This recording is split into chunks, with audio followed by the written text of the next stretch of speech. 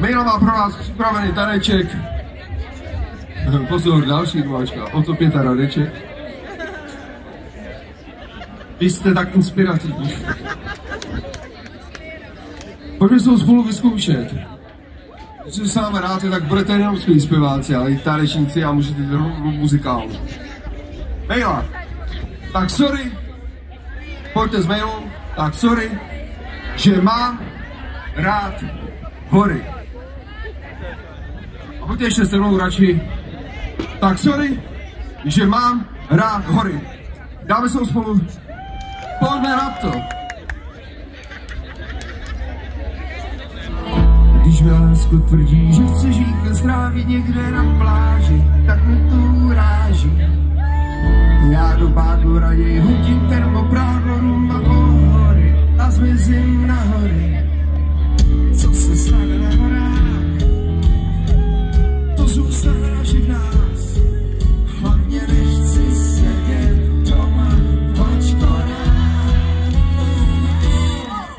Tak sorry, že mám rád hory, je to můj sen, to má stojí. Tak sorry, že mám rád hory, tady to mám rád, je to láska na pořád. Tak sorry, že mám rád hory, je to můj sen, to má stojí. Tak sorry, že mám rád hory, tady to mám rád.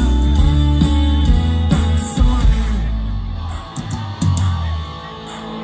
Jen tak přivličnu se, chodím sem a tam, nikde žádnej ruch, jenom čerstvej vzduch. Jestli není signál, to mi nevadí, čemu internet, když mám tu celý svět. Co se stane na horách, to zůstane na všech nás. Hlavně nechci sedět doma v ačkorách.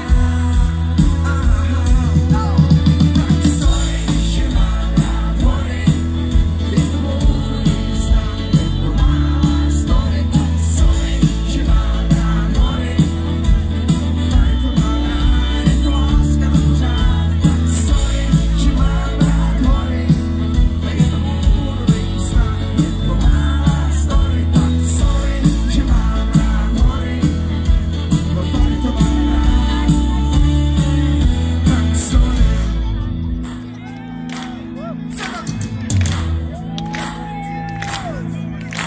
Ať seš horal, profík, nebo amatér, kopce byly, jsou a budou vždycky fér.